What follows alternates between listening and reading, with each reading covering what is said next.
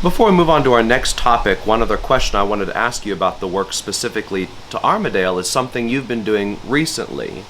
A little over a year ago, or maybe well over a year ago now, maybe close to 2 years ago, the church here was working to invite a young preacher from America to come and spend some time here and train with you. Mm-hmm. And Aaron and Anna Boone were the first to take up that cause. They came here and stayed for about 1 year. Yeah, is that right? That's right. And now we have Stuart Crouch from the Oklahoma City area who's here. What motivated you to want to reach out to the young men who are kind of up and coming preachers to come and work with you in this endeavor? Well, there's two reasons for that.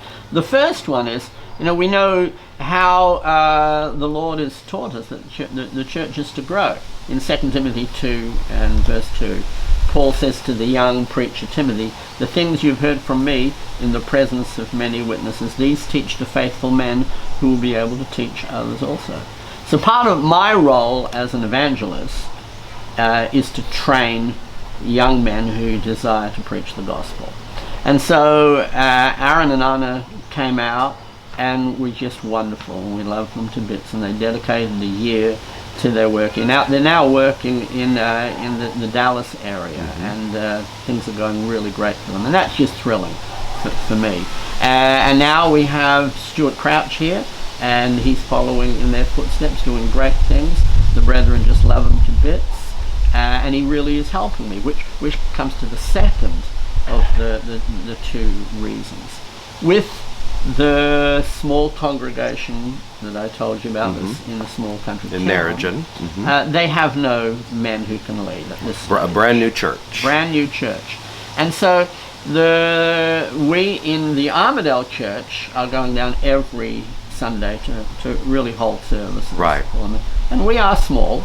And so having someone who's working with me, training to be an evangelist, and then able to go down and help in Narragansett, helps the work there hugely, helps me, and it gives them that extra experience, which absolutely in a larger congregation they wouldn't get. No, I mean it myself growing up in a smaller congregation in Ventura, California, there were many times where we had folks who were traveling, and so the whole service had to be conducted by one or two men.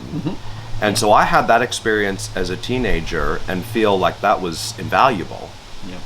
To know how to lead in every part of the worship service, how to conduct the Lord's Supper, and how to hold forth with even just a small group.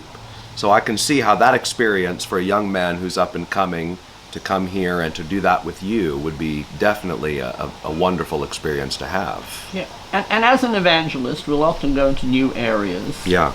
And we have to do everything. Right. Now, no one's an expert in every aspect of the worship. They may say, "Well, I'm not a song leader," but if you're the only man there, you lead. You are the song leader. And you know what? You do the best you can. Yes. And God doesn't ask any more than that. That's right. That's right.